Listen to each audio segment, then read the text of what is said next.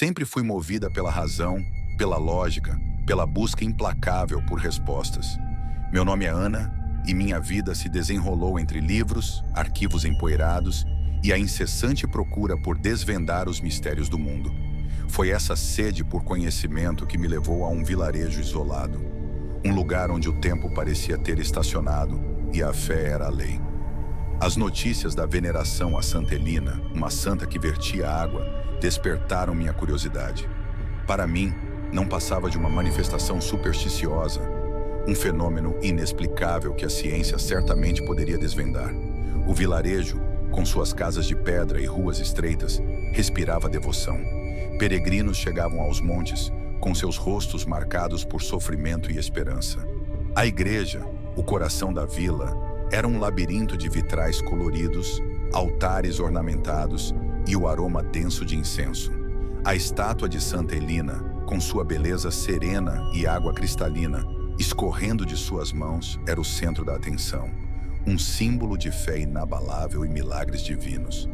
O Padre Miguel, com seus olhos cheios de fervor e sua fé inabalável, era o líder espiritual do vilarejo, o guardião dos milagres. Ele irradiava uma crença que chegava a ser quase palpável, mas eu, claro, mantinha minhas reservas.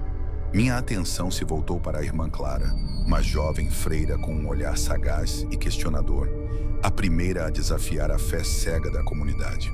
Ela e eu, de certa forma, éramos opostas e também parceiras, unidas pela busca pela verdade, mas trilhando caminhos diferentes. Então, surge a figura de Tomás, um ex-seminarista que havia abandonado a fé, mas que retornava ao vilarejo com um senso de dever, com seu conhecimento prático sobre rituais e exorcismos. Ele trazia uma aura de mistério e de dor, um desconforto palpável em cada passo que dava naquele lugar. Dona Rosa, a curandeira local, com suas mãos calejadas e seus olhos que pareciam ver o mundo espiritual, era outra peça fundamental nesse quebra-cabeça.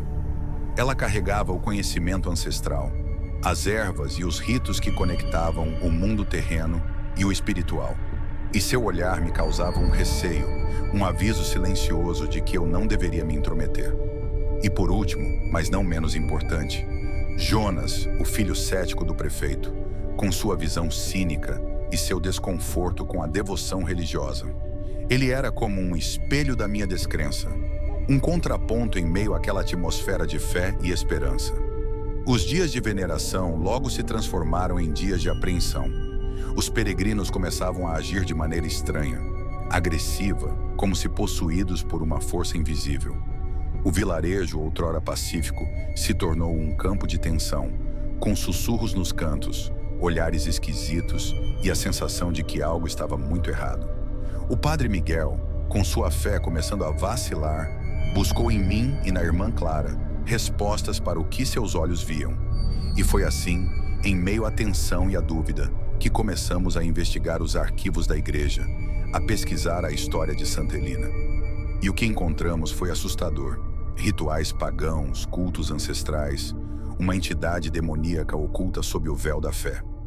Dona Rosa confirmou minhas suspeitas, revelando que a água da santa era, na verdade, um portal, uma fonte de corrupção, usada para manifestar o mal no nosso mundo.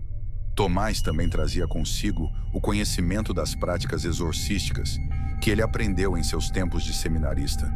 Mas o horror que pairava no ar o deixava cético sobre o poder de rituais. Decidimos seguir o ritual de proteção que Dona Rosa indicou, uma mescla de ervas e ritos ancestrais. Mas durante a cerimônia, algo interferiu, uma energia sombria que se manifestou, deixando claro que a entidade não iria deixar-nos seguir. Um dos peregrinos, possuído pela força demoníaca, tentou nos atacar, expondo a violência e o terror que se escondiam por trás da fachada de milagres. A luta foi tensa, o ar estava denso e cada passo era um risco. Foi naquele momento que o cético Jonas, ao ver a materialização do horror, começou a questionar seu ceticismo e se juntou a nós, com a mesma determinação que a gente carregava. Era hora de revelar a verdade, o que a estátua de Santa Helena realmente era. Em vez de uma fonte de fé, era um portal de trevas, uma manifestação demoníaca que corrompia almas, que se alimentava da fé e da devoção das pessoas. Com a verdade revelada, nos preparamos para o exorcismo, a batalha final contra a entidade. O vilarejo se tornou o palco de uma luta espiritual e física. O altar da igreja se transmutou em um portal sombrio, com sombras dançando e sussurros infernais. As palavras do exorcismo, cada uma delas carregada de fé e poder, ressoavam como um grito de guerra contra a escuridão. Eu com minha razão, a irmã Clara com sua teologia, Tomás com seus ritos, Dona Rosa com seus conhecimentos ancestrais e Jonas com seu novo senso de responsabilidade, nos unimos para confrontar o mal. A entidade tentava nos corromper, usando nossos medos, nossas inseguranças, mas resistimos. Cada um de nós teve que enfrentar seus próprios demônios, suas próprias fraquezas, para que a fé vencesse o terror. E assim, juntos, conseguimos enfraquecer a entidade, a expulsar para as profundezas do inferno. A água parou de jorrar da estátua, que agora se mostrava fria e sem vida.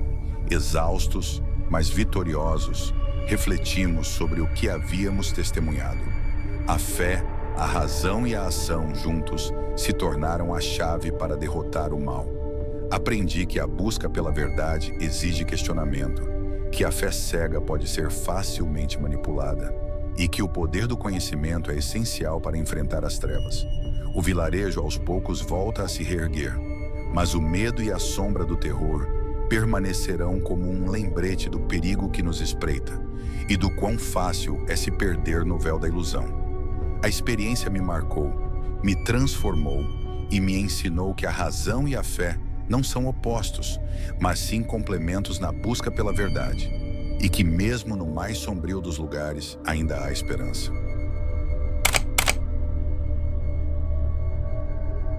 Cheguei ao cemitério às 21h10.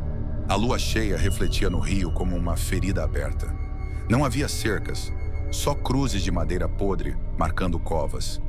Algumas tinham correntes enferrujadas enterradas, correntes pequenas, de criança.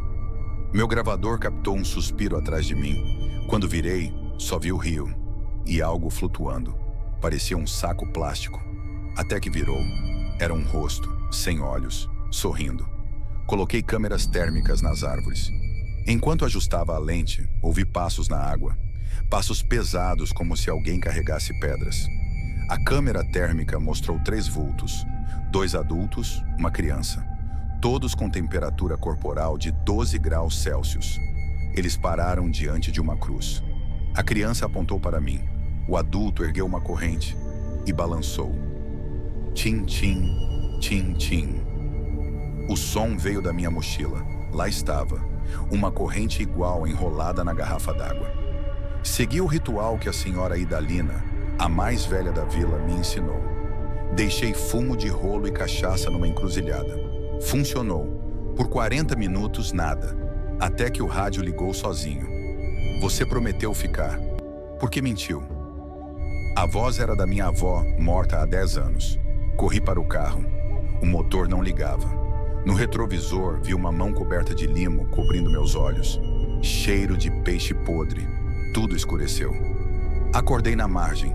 Minhas roupas estavam molhadas, mas o rio estava seco. No céu, uma lua vermelha. As cruzes tinham virado portais. Dentro de cada uma, via pessoas acorrentadas, boiando em água estagnada. Uma menina puxou meu braço. Seus olhos eram buracos cheios de sanguessugas. Você é o novo barqueiro, ela disse. Quando gritei, cuspiu água do rio, com dentes dentro. Encontrei meu corpo a 2 quilômetros rio abaixo. Sim, meu corpo. Estava azul, inchado, com correntes nos tornozelos. A menina riu. Você já morreu naquela noite. A gente só emprestou sua carne. Acordei no hospital. Disseram que me acharam nu, falando em latim arcaico. Mas sei a verdade. Trouxe um deles comigo. Às vezes, quando durmo, vejo a corrente no meu pé e ouço o barco chegando. É o fim.